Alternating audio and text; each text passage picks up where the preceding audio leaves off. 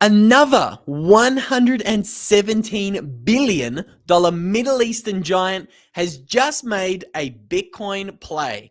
As you can see, we have the country of Bahrain, that's right, a $117 billion giant, now actually allowing their national bank to make history by creating their first ever Bitcoin-linked product in the Gulf Cooperation Council. So today we're going to be talking about why this could spell the end of the petrodollar system and why we are seeing a flood of Middle Eastern countries like Saudi Arabia invest over $2 billion into Bitcoin mining. Oman invest $1 billion into Bitcoin mining. And now we have our third, Bahrain, making what looks to be a Bitcoin play. So we're going to be diving down this rabbit hole of what exactly is happening in the country of Bahrain. But before I start talking about the news, I want to show you the geographical importance of why I think this is such a big move. Okay, I have a chart on screen right now. We're going to be zooming into Google Maps. Now, the reason why I want to show you this is because I want to show you the proximity to other countries that Bahrain has. Okay, so we can see here it's a tiny little island. This is the country of Bahrain here. Tiny island, but again, let's not underestimate them just because they're small, because we can see their GDP is $117 billion. They're an enormous country. They are another one of these oil-rich giants who have been the backbone of the petrodollar system. This is why I'm so interested that all of these oil-rich giants are now making moves into Bitcoin. Because let's go back to this chart, because I think it's a little bit of a fascinating one. Again, who are the countries that surround Bahrain? Well, Saudi Arabia. We can see them on a map very close. Who else can we see relatively close to Bahrain in this map that we have? There's a couple of other interesting players I want to draw your attention to. If we scroll a little bit down, we can see Qatar. Now, why is Qatar interesting? Well, who remembers the rumors from earlier in the year? There were rumors circulating that the Sovereign Wealth Fund of Qatar wanted to buy 1 million Bitcoin. And there were other rumors circulating that Saudi Arabia also wanted to buy 1 million Bitcoin. Now, those rumors weren't just rumors unbacked by nothing. They had some interesting data points behind them that maybe made those rumors a little bit more interesting. The first being that the Emir of Qatar flew to El Salvador last year in December 2023, and he met with President Bukele in Bitcoin country. And then only 2 months later, at a conference that we brought you a lot of live streams from in Madeira, Portugal, the Emir of Qatar's private jet was spotted on the runway in Madeira. Now, again, I don't need to tell you guys, why is the Emir of Qatar in Madeira on the same morning that Michael Saylor arrived to Portugal, Madeira, to speak at the Bitcoin Atlantis conference? I mean, come on. I'm really not that smart, but I think it's pretty easy to look at that and say, okay, that's a coincidence. That's a little bit interesting. Again, I don't need to go back to the map here to show you just how far away Qatar is from Madeira. Just for the fun of it, let's zoom all the way out. So as you can see, the little pin on the map is, okay, well, maybe it's not as far as I originally thought. Okay, I was wrong. My hand's up. We can see here, though, this is Bahrain, and Madeira is all the way over here. So let's call it a 3 to 4 hour flight. But again, why is the Emir of Qatar in Madeira, a little tiny island off the coast of Portugal? To me, something just doesn't add up, especially on the same day that Michael Saylor arrived. Okay, so again, I think the geography here is really interesting. We have Qatar right next door to Bahrain. Then we have the UAE. And obviously, Oman is kind of in this region as well. Okay, we can see here Oman, the UAE, Qatar, Bahrain, Saudi Arabia. All 5 places are right smack bang next to each other. And I do not think it's a coincidence that they are all mining Bitcoin. Okay, this is the chart. You can see in pink, this is the investment from the UAE's government into Bitcoin mining. So these chart, I've showed it so many times on the channel, so I'm not going to talk about it for too long, but these are state-sponsored Bitcoin mining operations. In the pink, that really big circle you can see on the chart, that is the UAE's state-sponsored Bitcoin mining operation. In the blue on the right-hand side of the chart, that is Oman. They've invested $1 billion into Bitcoin mining. Then, of course, we have Bhutan on the left with that little red dot, and then we have El Salvador in the green. Okay, so it's very, very clear that these countries in the Middle East want Bitcoin. They're making a serious Bitcoin play, a very, very, very serious Bitcoin play. Now, let's go on over because we've talked a little bit about the backdrop. We've talked a little bit about the story. I want to talk about the most recent news in a moment, but I do just want to remind you guys, we did a video literally 3 days ago showing you guys that the UAE has a new announcement. Okay? They're scrapping taxes on all Bitcoin and crypto taxes. And we thought it was really interesting that all of these dominoes keep continuing to happen in the UAE and the Middle East. All of these oil-rich giants want out. And it nearly looks as if maybe, just maybe, they're talking to their neighbors. And they're saying, hey, why don't we do something similar? Why don't we also make a Bitcoin play? And we are seeing the exact same thing in China. So we're seeing all of the countries surrounded by China. Laos, the Kingdom of Bhutan, they're all making Bitcoin mining plays.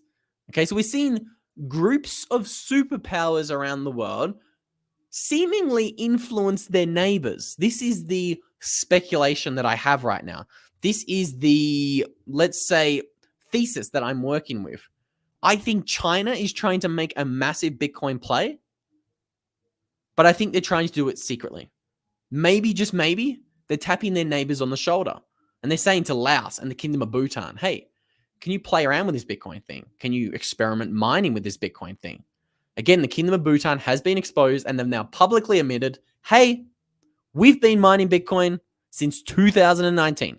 They never told us how much Bitcoin they owned until about a month ago when it was exposed by on-chain data and investigative research done by Arkham Intelligence. They determined that they're actually the 4th largest Bitcoin holder in the world, the Kingdom of Bhutan. Despite them only having a 700,000 population, they are the 166th biggest country in the world. They're tiny. They're really small. But they've got the 4th largest Bitcoin holdings. Okay? So I really do not think it's a coincidence that we're seeing all of these groups of countries, let's say, strategize on maybe just maybe how they can accumulate a Bitcoin position. Okay. I believe the way I look at the world is the 3 major superpowers in the world are China, America, and then, of course, the backbone of the Middle East, the petrodollar system. Okay. That's essentially the West, the Middle East, and the East. Okay. But here is Bhutan. I don't think I've showed you guys the map before. Just have a look here. Obviously, you got big China up here on the top right-hand side of this chart. And then you've got Bhutan, literally neighboring China, mining Bitcoin. Again, who else neighbors China? This country right here. Laos. So we have Laos right here. Let me zoom out a little bit. You have Laos neighboring China, and then you have Bhutan neighboring China. Both tiny, insignificant countries have massive Bitcoin mining operations. You know what? I'm going to go even deeper down this rabbit hole for you guys of this geopolitical game theory. Who else neighbors China? Myanmar. Have a look at this. I've got a rabbit hole to tell you guys about Myanmar in a moment here. Look at that country. Now, they might not be mining Bitcoin, but I will show you what Myanmar is doing, because it's interesting. They have an official new legal tender. It's not Bitcoin. And it's not Chinese yuan. I'm going to tell you who it is. I'm going to show you. You know, they say a picture paints 1,000 words. I'm just going to show you the headline. There you have it. Tether has been declared legal tender in Myanmar. US dollar stablecoins? Legal tender in Myanmar? Why wouldn't they be using the Chinese yuan? I don't know. Just a question for you guys to ponder. You guys know I do not believe in coincidences, and I do not believe that these three countries, literally bordering China, are just making these interesting moves for the fun of it.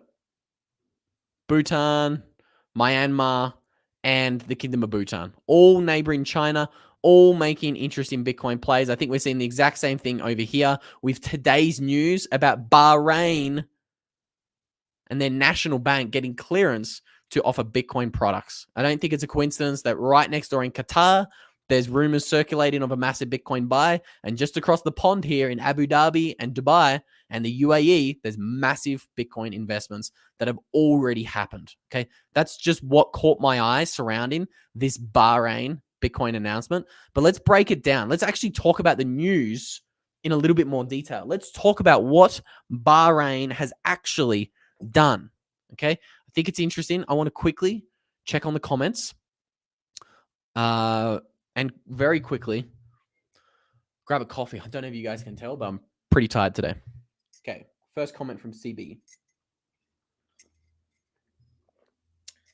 It's exhausting talking for 12 minutes straight. Okay. I apologize. So CB says that Qatar is a proxy for Saudi Arabia. Typically agree. Again, it's these big giants. China, they're the giant of the East. Saudi Arabia is the giant of the Middle East. And America is the giant of the West. Some people have speculated, maybe, just maybe, El Salvador is a proxy for America. They're a dollarized country. They're in Central America. There's all sorts of interesting ties and connections to El Salvador and America. Obviously, the reason El Salvador has been so dangerous over the past 20, 30 years is because America exported all of those criminals, the MS-13 criminals, to El Salvador. And some people have said, hey, if America wants to adopt Bitcoin as global reserve currency, they want to experiment with it somewhere. They want to see how it goes. Why not one of their Central American partners, El Salvador? Why not try it in the most dangerous country in the world? What have you got to lose? America already controls El Salvador. Let's be honest. America has a GDP of 30 trillion. El Salvador has a GDP of 25 to 30 billion. That is 1,000 times bigger. Okay.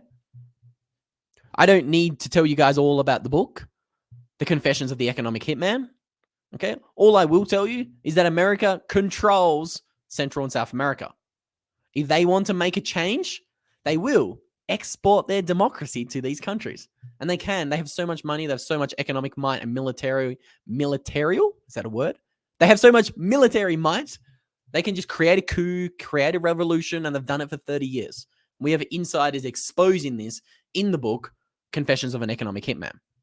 I might do a video on that one day for you guys if you want me to break it down. One of the most enlightening books I've come across. Oh no, I've been abandoned. Producer Pam's going to buy water at the mini market. I hope she has keys. Hang on, I thought I had the keys on me for a moment. Apparently not. But again, guys, let's get back on topic here. I do agree with the comment from CB that these are proxy countries. Qatar is a proxy for Saudi Arabia. Maybe also Bahrain is a proxy for Saudi Arabia. Speaking of Bahrain, I want to break down this news of this national bank getting into Bitcoin. I want to check it out. I want to also check out the Rumble live stream. It looks like it's only Elaine on the Rumble chat. Is that what Elaine's comment meant? I'm not sure. And we even got All Night Hider in the house. It's good to see all the regulars here on a Thursday. I'm not normally live this early, guys. Funny story, actually. No, I'll tell you this story later. I've got an eventful day today. Let's actually break down the story before I start going on random tangents. I mean, again, in public, These countries could have bad ties in public. Same with El Salvador in America.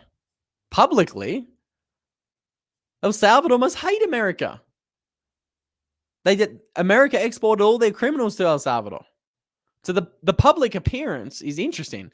And then I find it really fascinating and interesting that America continues to make these moves and these announcements. Like we have politicians in America calling for El Salvador to dump, the Bitcoin adoption. We have the IMF, which is an America-controlled institution. Okay, America's global reserve currency. They have their hands in all the pies. The IMF saying you have to stop using Bitcoin in El Salvador. All right, we even have politicians saying that democracy has failed in El Salvador.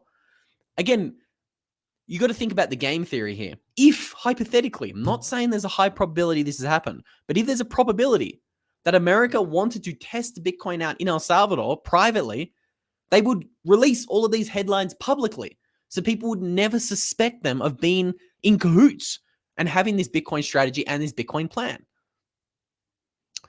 So sure, Qatar and Saudi Arabia publicly could have bad ties, but you got to think, we got to try to put on our 4D chess hat here. I'm not saying there's 100% probability Qatar and Saudi Arabia are in cahoots, quietly adopting Bitcoin. I'm saying there's a higher probability than most people believe, though. A lot of people just look at these headlines and they think they're isolated events. I'm not so sure. I really am not so sure. Chronological timing is a big one that I always look at. And the fact we're seeing all of these Middle Eastern dominoes in the past 12 months, really interesting. I find it even more interesting that all of these countries are literally right next door to each other. The same with Laos, the Kingdom of Bhutan, and China. Just don't believe in coincidences, guys. Let's break down the news. We've been going for 16 minutes. I hope I've given you some backstory about how I'm thinking about this petrodollar system. I am also in cahoots with El Salvador. One smart fella. Love it. Okay, so the National Bank of Bahrain has rolled out its first Bitcoin investment fund. Let's break down what's actually happening and what's happening in the Middle East. So the investment vehicle will offer investors exposure to Bitcoin, no shitcoins, with a predefined threshold with 100% loss protection on the downside. I want to know more about that. But this is the part where the rabbit hole really begins. And maybe I should have begun with this article, so my conspiracy theories were maybe a little bit more centered. Because I made a lot of claims there about these Middle Eastern countries being in cahoots with each other. And I forgot to tell you guys about this. So this was released with the official announcement. So the National Bank of Bahrain has launched its first Bitcoin fund designed for institutional investors in the Middle East's Gulf Cooperation Council, formed by Bahrain, Kuwait, Oman, Qatar, Saudi Arabia, and the UAE. So this most recent acceptance from Bahrain's national bank was in a partnership with all of those countries I just showed you guys on the map. All these countries that are next to each other. We now have confirmation that they were all aware of this Bitcoin announcement. In the chat, Qatar is very powerful despite its small size. It has more influence than Europe on Saudi Arabia. Could not agree more with you, my friend. These Middle Eastern giants might look small. Let me tell you, if I were to show you guys the GDPs of some of these Middle Eastern countries, you're going to be surprised. They're big. They're very big. Okay? These countries ain't playing. They're big. Let me try to find you a list of GDPs compared. I've tried my best to find something. I could have found you something incredible, actually. I think I have. I love these videos here. I'm pretty sure the sound won't work, but these videos are absolutely incredible. This is going to show you guys a visualization of the GDPs of these Middle Eastern countries. Now, I'm going to crank this puppy to 2x speed so I don't subject you to watching the whole video. But if I skip forward a little bit here to, let's say, the 2000s. Saudi Arabia, $800 billion GDP. Iran, is that correct? Iran, $2 trillion GDP. I'm going to have to fact check myself in a moment because that's a little bit shocking. But we can see here the UAE, $500 billion GDP. Iraq, $300 billion. Qatar, $200 billion. Kuwait, one of the people in that agreement, $180 billion. Oman, $110 billion. Again, perspective. El Salvador's a $25 billion country. Saudi Arabia is 20 times bigger. Quick maths off the top of my head. Okay, so these countries making Bitcoin plays are significant. Very, very, very significant. And the oil is what makes them rich. And Ali makes a great comment in the chat. Hopefully they avoid the fund and buy real Bitcoin. This is something we're going to have to dive into a little bit deeper and try to get the secret sauce on what is actually going on in Bahrain and why this fund is 100% backed by Bitcoin and how they offer loss protection. I found that really interesting. Okay. But again, great point. Please just buy the real Bitcoin. I always encourage you guys, if you don't hold your own keys, you're not sovereign. You don't hold your own Bitcoin. Don't trust Coinbase. Don't trust BlackRock. Go get a Bitcoin hardware wallet. And once you do, go and actually back up those 12 or 24 Bitcoin words correctly. I always tell you guys your Bitcoin backup should be on titanium. These titanium plates survive everything that life is going to throw at you and your Bitcoin. I might have mentioned this in a live stream yesterday, but in the past month, America has seen 2 Category 5 hurricanes hit it. And you know what's really interesting? The probabilities of a Category 5 hurricane hitting America is 1 in 1,000 each year. Think about that for a moment. 1 in 1,000. Now, what are the probabilities you see 2 hurricanes hitting America in the same month, 3 weeks out from a national election? Run the maths. I tried to, and my mind was scrambled. The probabilities are literally 1 in millions. Very unlikely, don't you think? Why? I'm not going to get into rabbit holes. I'm not going to get into conspiracy theories. I just like to ask you guys questions on this channel. I actually can't answer the questions because this channel would get deleted, okay? But just a little bit of critical thinking. Biggest election in history. I mean, we've got all sorts of chaos going on. In 2020, what kind of chaos was happening? That kept people inside, had them glued to their televisions, the propaganda machines. More recently, we've seen a lot of talk about climate emergencies. Oh, we need to have climate lockdowns. Think I'm crazy. Have a look at this. Some people, I know there's some people who think I'm crazy. Sorry, I had a coffee. I'm a little bit jazzed right now. Producer Pam makes the coffee and she puts way too much caffeine in. Way too much. Way too much. I have a look at this. I'm jazzed. I'm very jazzed right now. Hurricane Milton, British family in hotel lockdown in Florida. Climate change made Hurricane Helene more dangerous. How is climate change affecting hurricanes?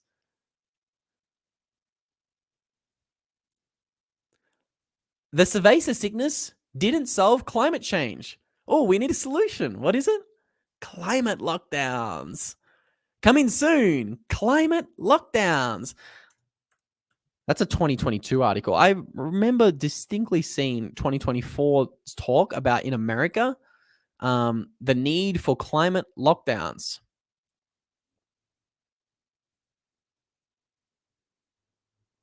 Are hurricanes getting worse?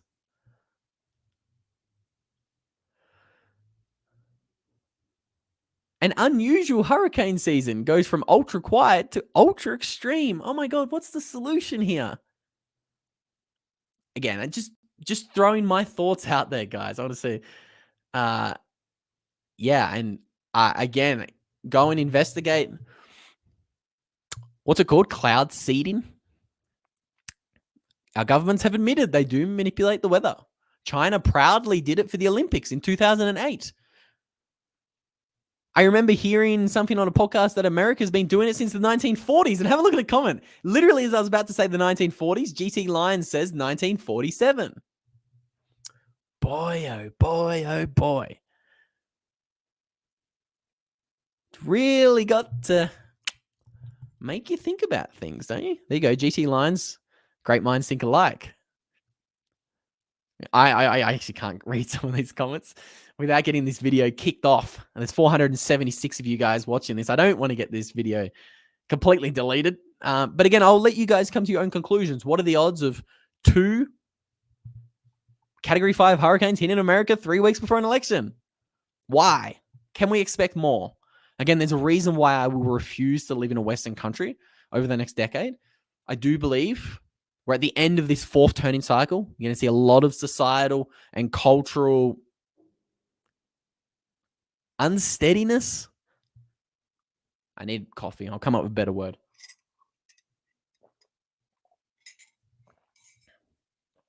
Turmoil.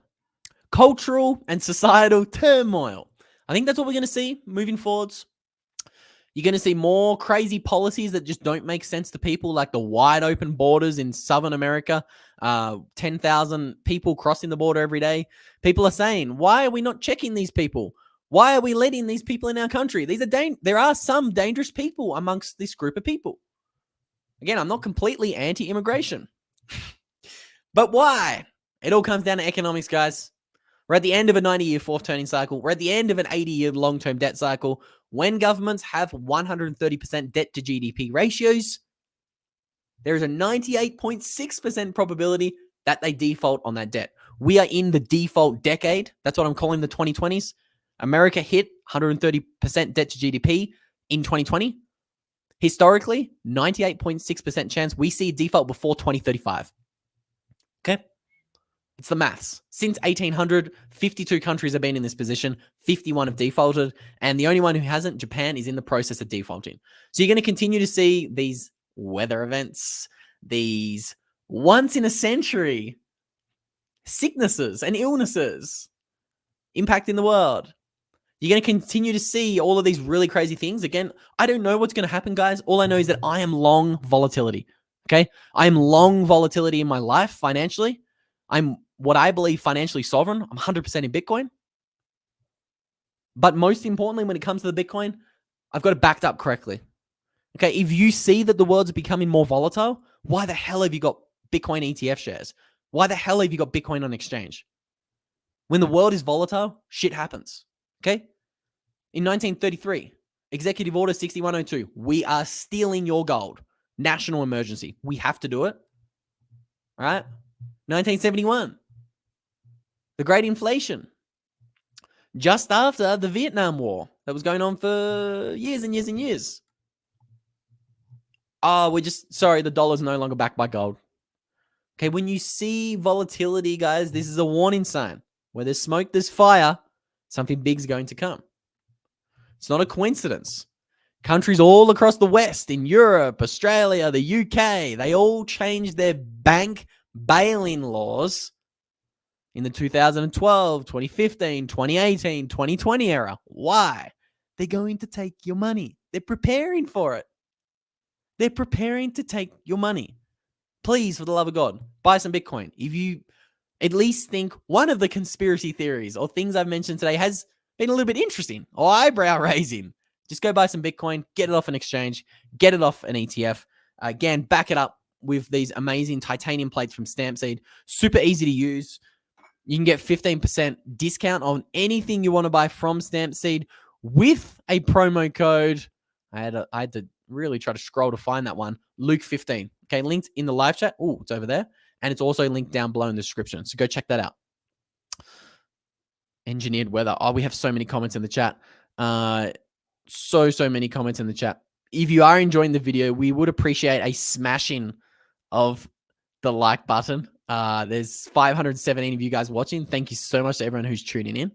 Let us know what you think about the Bahrain news. I think it's massive. I don't think this is a coincidence that all of these countries who are right next to each other, all of a sudden are making Bitcoin plays in the past 12 months.